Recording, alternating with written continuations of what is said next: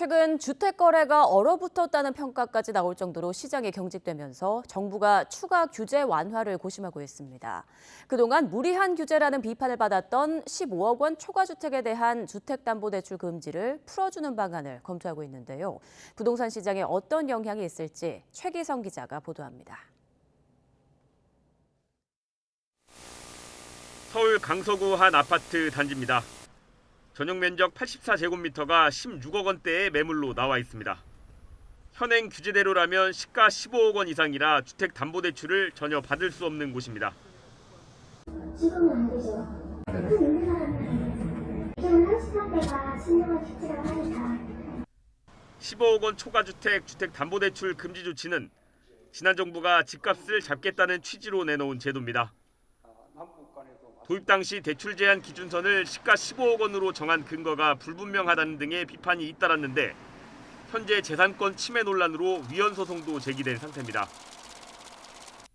최근 서울 아파트 가격이 3년 7개월 만에 가장 큰 하락폭을 기록하는 등 부동산 시장 침체가 이어지면서 사실상 유명무실해졌다는 지적도 나오고 있습니다. 상황이 이렇다 보니 정부도 규제를 풀어서 대출을 허용하는 방안을 검토 중입니다. 시가 15억 원이 넘는 주택을 살 때도 주택담보대출을 받을 수 있도록 하겠다는 겁니다.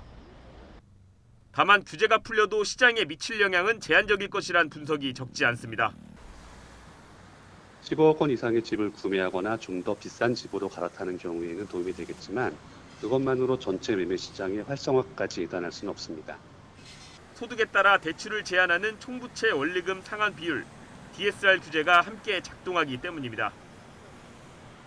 16억 원짜리 아파트를 산다고 가정했을 때 집값의 절반인 8억 원을 대출받더라도 매달 은행에 갚아야 하는 원리금이 430만 원에 달합니다.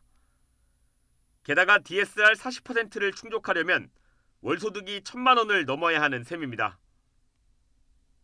소득 수준이 높지 않으면 규제가 풀려도 대출 한도에 제약이 생기는 구조인 만큼 고소득층에게만 유리할 수 있다는 지적도 나옵니다. 혹시 상대적으로 고소득이면서 맞벌이인 경우가 대상자가 된다라고 보는 거는 맞을 것 같고요. 적어도 이제 다주택은 아닌 상황이라고 한다면 1주택에 한해서는 내 집 마련에 대한 기회가 서울 수도권 지역에서 좀 더 확대된다고 보기는 해야 되겠죠. 정부는 아직 확정된 건 없다면서 시장 정상화 차원에서 여러 방안을 살펴보고 있다고 설명했습니다. YTN 최기성입니다.